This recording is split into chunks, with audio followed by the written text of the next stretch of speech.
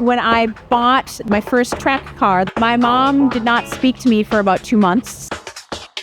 My name's Nicole Jacque. I am 43 and I'm from San Jose, California.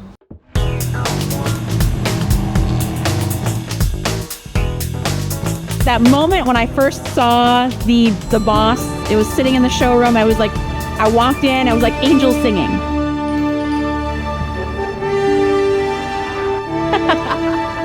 I race Mustangs. I've raced several different types of Mustangs, but it's always a Mustang.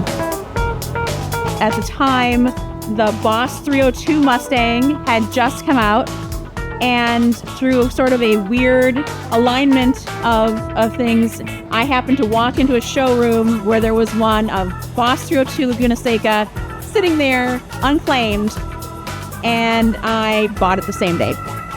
That became my first track car. I took it immediately to get a cage put in, and I drove that in HPDE for about 1.5 years, and then decided that I really wanted to actually race.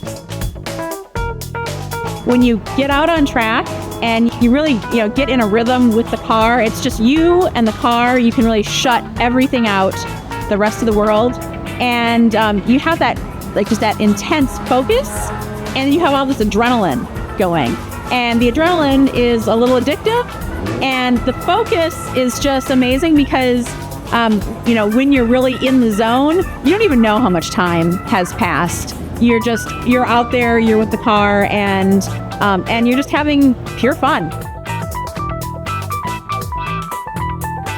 I am pretty competitive, especially if I'm out there and I've got a close race, then it's all grrr.